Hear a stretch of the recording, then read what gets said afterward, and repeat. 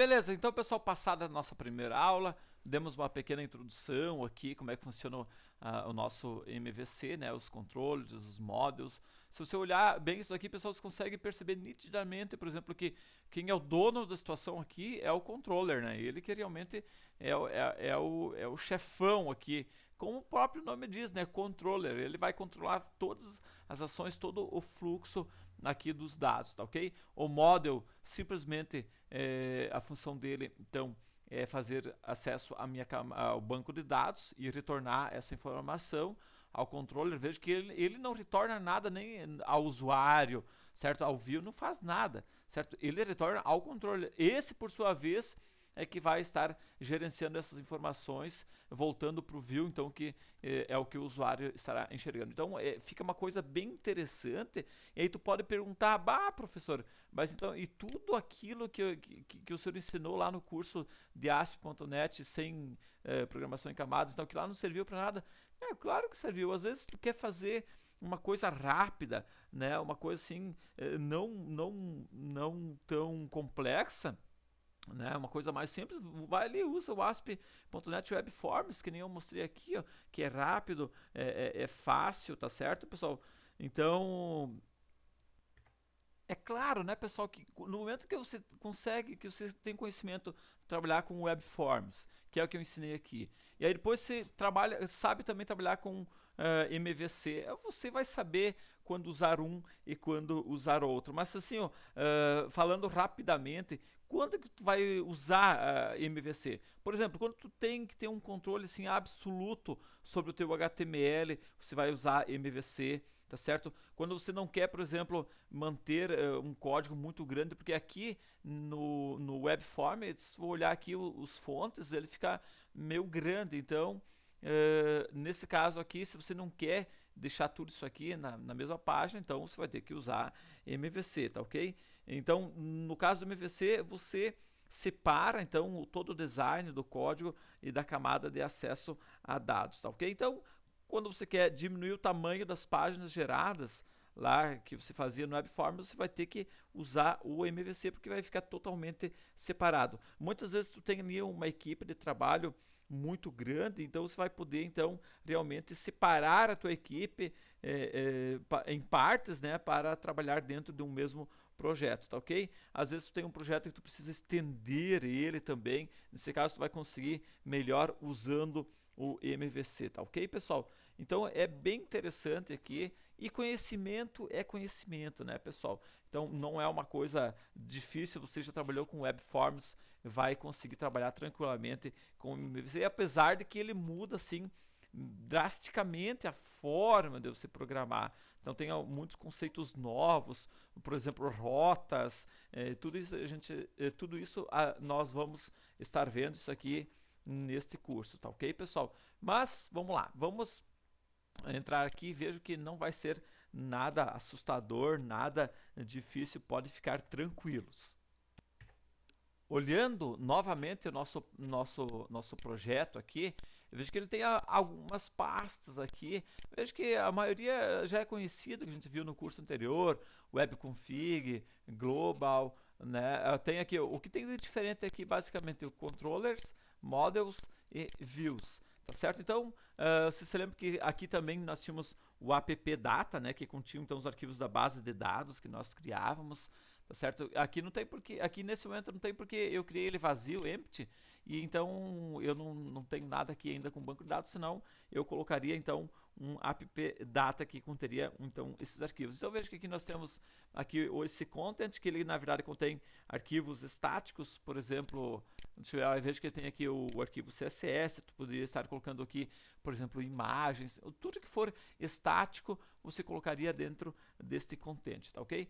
Então esse controllers aqui então vai conter todas as minhas classes do meu controlador. Essas classes então elas vão receber as requisições do usuário. Por exemplo, o usuário foi lá e digitou alguma informação lá no text box, né, no text edit, então esse controller é que vai fazer então o direcionamento então dessa requisição. Nós temos um modules aqui que contém as classes da camada de acesso aos dados, ou seja, ele vai fazer a manipulação da tua base de dados. Nós temos aqui os scripts, que contém então aqui Se tu vier aqui, veja que contém aqui arquivos jQuery, ou seja, arquivos JavaScript de maneira geral também, tá ok? E nós temos então aqui a nossa view, aqui contém os arquivos aqui de visualização. Esses shared então são os arquivos que são públicos, temos aqui um webconfig específico, nós temos aqui o global, que a gente já viu no curso anterior, temos o webconfig, a gente trabalhou bastante com webconfig no curso anterior, veja que isso aqui a gente viu tudo, ó, que é forms, a autenticação, os namespaces, tudo isso aqui a gente já viu lá no curso anterior. Então isso aqui a gente não vai estar retomando, tá? Não teria porque seria totalmente aqui redundante, tá ok, pessoal? Se você pegar esse projeto aqui e tentar rodar esse projeto aqui, pergunto para vocês o que vai acontecer. É claro, né, pessoal, que eu não tenho nada aqui para ele rodar. Tanto é que, olha só, veja que deu o meu erro aqui, né? Veja que ele não tem nada aqui para rodar, tá certo? Mas o que ele iria rodar? Como é que funciona as rotas? O que ele iria fazer no momento que fosse executar isso aqui? Então, pessoal, por ser um projeto em camadas aqui, usando o MVC, então alguma coisa ele tentou executar. E pergunto para vocês, que coisa que ele tentou executar? O que ele tentou executar você vai descobrir aqui no Global. Veja que aqui nós temos essa parte aqui das rotas. Veja que por default, certo? O que ele tentou executar? Quem é o responsável é o meu controller, certo? Ou seja, o controller default é um home, certo? O que ele tentou executar? Ele tentou executar uma ação de index do meu home. Isso aqui é o que ele tentou executar. O que ele tenta passar, pessoal? Então, é um controller, um action e um ID. Esse ID ele é opcional. Vamos supor que você fosse passar um campo, tipo, quero excluir o código 8 de cidade. Então aqui tu passaria o controlador, a ação, no caso seria excluir, por exemplo, e o ID, o código 8 da cidade. Então tudo funciona dessa forma aqui, através de rotas. Então, pessoal, por default, o que foi que ele tentou executar? Ele tentou executar um controlador home. Então se você viesse aqui, isso aqui é a mesma coisa que fosse fazer isso aqui, ó, home. Certo? Mesma coisa, só que veja, é claro que eu não tenho nada, eu não criei o meu home, certo? Mas então, e ainda por cima, eu poderia colocar aqui, ó, o index. Então, o que ele tentou fazer, pessoal? Ele tentou executar isso aqui, ó. Ele tentou executar o home index. Isso aqui, por default, é o que ele tentou fazer.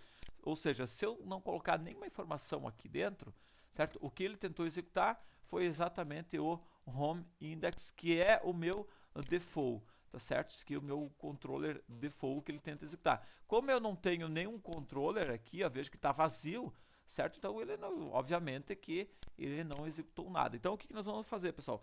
Na nossa próxima videoaula a gente vai estar criando um controlador, né, para que ele possa estar respondendo às entradas de usuários, tá ok? E dessa forma então interagir com as partes da minha aplicação, com os views, com os modos. Como não tenho nenhum aqui, obviamente que ele não fez absolutamente nada, tá ok, pessoal? Então, na nossa próxima videoaula, a gente vai dar continuidade, a gente vai criar um controlador, certo? Para essa rota aqui, tá ok? E é muito importante vocês entenderem como é que funciona esse ciclo, como é que ele trata essa rota, onde que ele vai buscar as informações. A partir do momento que você entende isso daqui, o resto tudo fica barbada, tá ok? Então na próxima videoaula vamos criar um controlador, vamos trabalhar com as views e vocês vão ver que é uma coisa muito simples mesmo, tá bom? Um abraço, até mais e tchau!